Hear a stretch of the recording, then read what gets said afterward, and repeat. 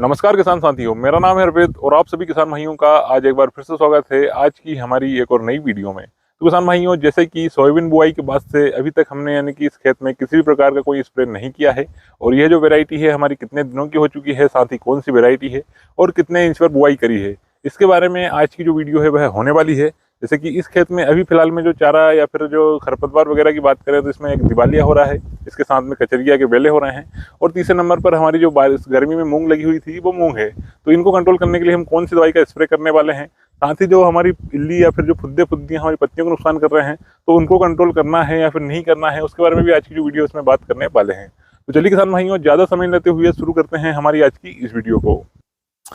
तो किसान भाइयों, जैसे कि अभी आप जो सामने अपनी मोबाइल स्क्रीन पर वैरायटी देख पा रहे हो, यह जो वैरायटी है इसका नाम है JS2117 और यह किसी भी प्रकार से कोई सर्टिफाइड वैरायटी नहीं है, हमारे यहीं की लोकल में काफ़ी ज़्यादा नामी वैरायटी है और इसका जो उत्पादन है वह काफ़ी बढ़िया आ रहा है। इस कारण से इस वैरायटी को हम भी 2 से 3 सालों से रेगुलर लगा रहे हैं और काफ़ी बढ़िया तरीके से इनकी जो वैरायटी है हमारे यहाँ पर प्रदर्शन भी कर रही है। तो दोस्तों, यानी इस वैरायटी को देखा जाए तो दिखने में इसकी जो पत्तियाँ वगैरह हैं वो बिल्कुल हमारी JS2172 की जैसे ही हैं और बहुत ही कम अंतर रहता है, यानी 2117 और 2172 में सिर्फ इनके दाने जो रहते हैं वो अलग रहते हैं, बाकी पौधे की बनावट लगभग इनकी 90% सेम है।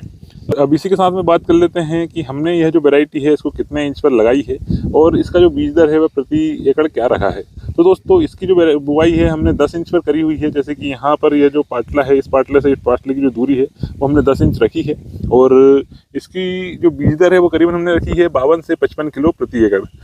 और इसका जो बीज दर है वो तेज़ रखने के पीछे कारण ये है कि इस बार हमारे यहाँ पर जो बीज है वो हार्वेस्टर का था और उसका जर्मिनेशन थोड़ा सा कम आ रहा था, इस कारण से हमने जो इसकी बीज दर है वो थोड़ी ज़्यादा रखी है। तो दोस्तों, अब इसी के साथ में बात कर लेते हैं कि ये जो वैरायटी है इसको हमने 10 इंच पर बुआई क्यों करी है और 10 इंच पर बुआई करने के पीछे कारण क्या है। तो दोस्तों, इसका जो कारण है आप देख सकते हैं, यहाँ पर ये जो खरपतवार वगैरह है इस खेत में काफ़ी ज़्यादा मात्रा में हमें देखने को मिल रहे हैं और जैसे जितना हमारा सोयाबीन है उससे 4 गुना मात्रा में खरपतवार हमें देखने को मिल रहे हैं। तो इसके पीछे कारण यह है कि जैसे अभी हम इसमें जो खरपतवार नाशक दवाई का स्प्रे करेंगे, अगर उससे हमारा खरपतवार सिर्फ एक बार का अगर बैठता भी है तो भी हमें जो फसल है उसको काफ़ी ज़्यादा समय मिलेगा इस पाटले को पूरने का और 10 इंची पाटले होने से यानी कि जो पाटले हैं वो काफ़ी जल्दी पूरा जाएंगे, जिससे हमारी जो फसल है वो खरपतवार से बड़ी हो जाएगी और जो खरपतवार है वो ज़मीन के अंदर ही रह जाएंगे। तो इस कारण से हमने इस खेत में 10 इंच पर बुआई करी है और अभी अगर इस वैरायटी की दिन की बात कर ली जाए तो करीबन 14 से 15 दिनों की यह वैरायटी हो चुकी है। यानी 18 जून की हमने इसमें बुआई करी थी और आज जो है हमारा समय 2 जुलाई हुआ है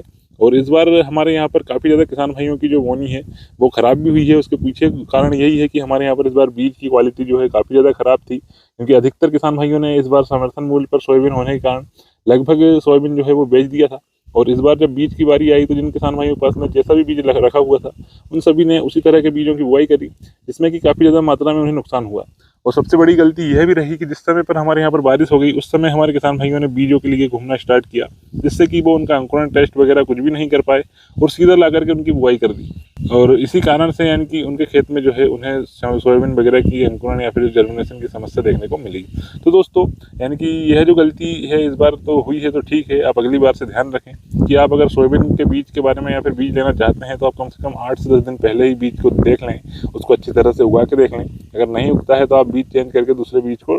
यानी चयन करें। वहीं पर किसान भाइयों, दूसरे नंबर पर बात आती है बीज उपचार की, तो आप बीज उपचार भी जरूर करें। तो बीज उपचार के बारे में आपको बात कर लेता हूँ। तो जैसे कि अभी फिलहाल में आप जो यहाँ पर हमारा सोयाबीन देख पा रहे हो, इसका हमने बीज उपचार किया था जो हमारा बेस्ट एग्रो कंपनी का आता है वार्डन के नाम से, जिसके अंदर 3 टेक्निकल पाए जाते हैं। सेम वही टेक्निकल हमारे UPL के इलेक्ट्रॉन के नाम से आता है, उसमें भी पाए जाते हैं। तो उससे हमने बीज उपचार किया, जिसमें कि इल्लीमार के साथ साथ 2 अलग प्रकार के फंगिसाइड भी आते हैं। और इसका फ़ायदा यह है कि जिन किसान भाइयों ने अपने खेत में फंगिसाइड से बीज उपचार किया था उन खेतों में उनकी जो पत्तियां हैं वो काफ़ी ज़्यादा यानी कि